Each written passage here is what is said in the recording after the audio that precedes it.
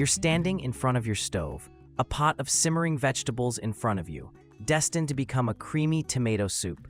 You reach into the drawer for that handheld gadget, the one that promises to make your life easier. But which one do you grab? It's the classic kitchen showdown, the immersion blender versus the hand mixer. Let's finally put this debate to rest. Here's a clear breakdown of what each tool does, when to use it, and why you might just need both. Core function. Here's what matters most. An immersion blender and a hand mixer are designed for fundamentally different jobs. An immersion blender's sole purpose is to obliterate. It's a wand with a small caged blade at its tip that spins at incredibly high speeds.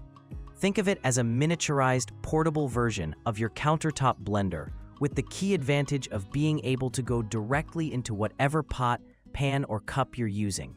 Its function is to puree, emulsify, and blend ingredients into a smooth, consistent liquid.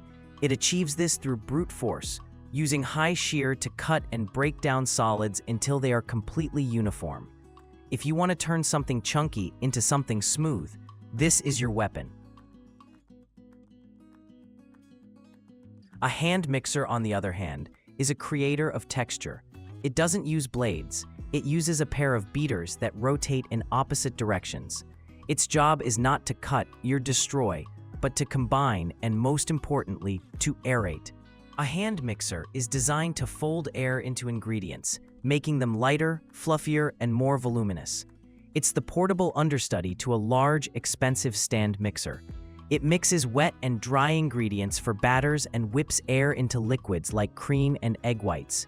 It combines, but it does so with a gentleness that preserves and enhances texture rather than eliminating it. Best for. So when do you reach for which? Let me explain with some concrete examples. The immersion blender is the undisputed champion of soups and sauces. That pot of simmering vegetables for your tomato soup? Plunge the immersion blender right in, and a minute later, you have a silky smooth puree, with no need to dangerously transfer hot liquid to a countertop blender. It's brilliant for making mayonnaise from scratch, creating a perfect emulsion of oil and egg in seconds.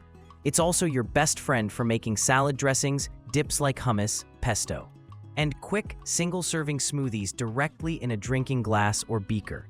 Essentially, if the end goal is a smooth liquid or paste, the immersion blender is the right call. The hand mixer lives in a completely different world, the world of baking and desserts.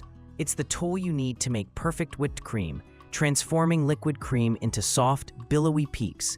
It is essential for beating egg whites into a stable foam for meringues or soufflés. When a recipe instructs you to cream butter and sugar until light and fluffy, a hand mixer is precisely what's needed to accomplish that crucial first step for cookies and cakes.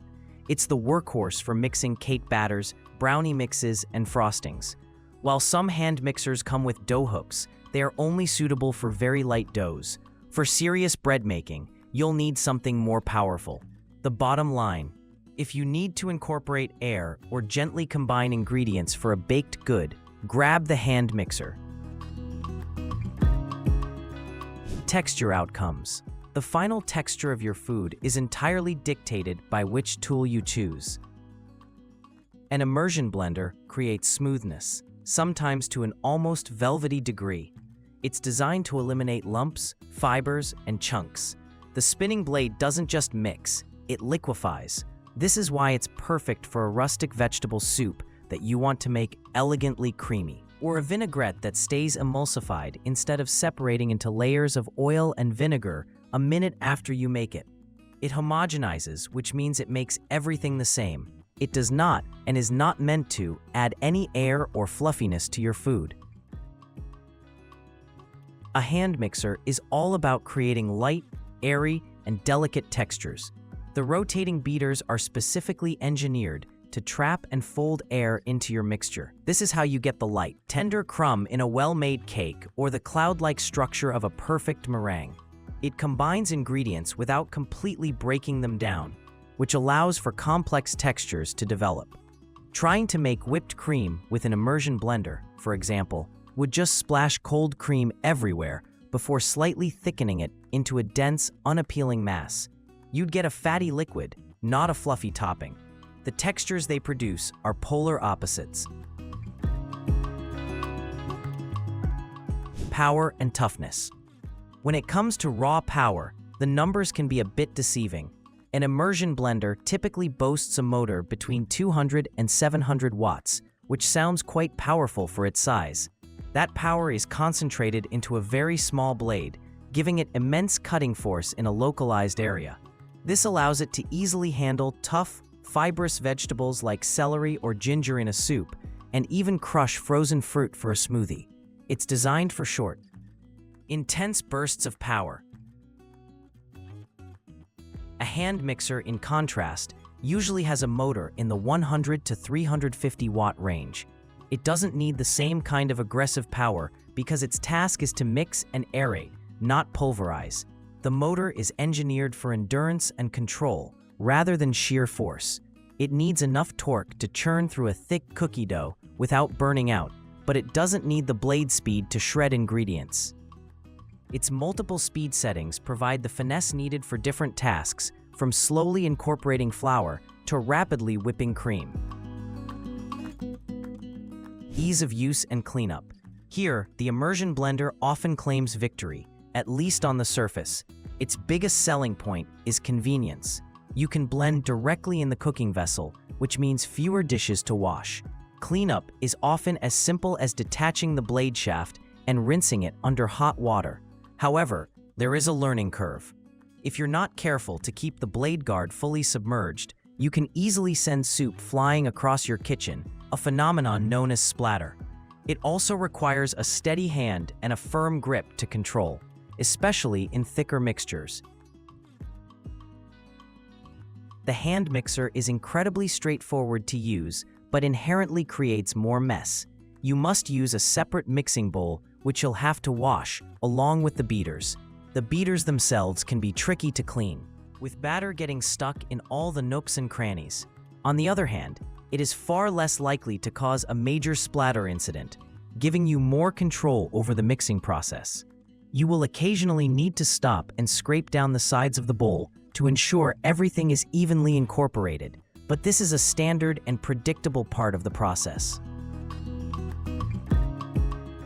Ergonomics. How a tool feels in your hand becomes critical the longer you have to use it.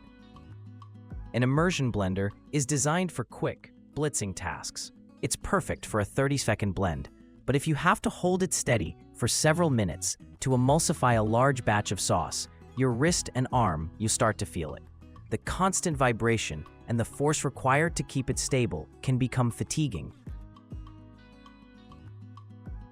A hand mixer is built for more sustained use. Tasks like whipping cream or making a meringue can take 5 to 10 minutes of continuous mixing. A hand mixer is ergonomically designed for this, with a balanced weight and a comfortable grip that minimizes fatigue. For any task that requires more than a minute or two of active motor time, the hand mixer is the more comfortable and practical choice. Batch size and vessel. An immersion blender offers incredible flexibility in terms of where you can use it. You can blend a small amount of sauce in a measuring cup or a large pot of soup on the stove. Its main limitation is that it requires a certain depth of liquid to operate without sucking in air and splattering. It's ideal for one-pot recipes where you want to avoid transferring ingredients back and forth. A hand mixer is tied to a mixing bowl. The size of your bowl dictates the size of your batch. It's perfectly suited for the small to medium-sized batches typical of home baking, like a single cake or a couple of dozen cookies. The open bowl provides excellent visibility and access, allowing you to see exactly how your mixture is coming together and easily add ingredients as you go. Quick decision guide. So, after all that, which one should you get? Bottom line, if you primarily cook savory foods, if you dream of creamy soups, homemade sauces, and fresh dressings, the immersion blender is your essential tool. It is built for pureeing and emulsifying, and its convenience is unmatched. If you are a baker, even a casual one, who just makes a box cake or Christmas cookies once a year, you need a hand mixer. It is indispensable for whipping, aerating, and mixing batters properly. There is no good substitute for the texture it creates.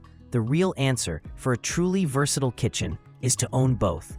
They are not rivals fighting for the same job. They are specialists that excel in their own domains. Having both isn't redundant. It's simply being equipped for the task at hand.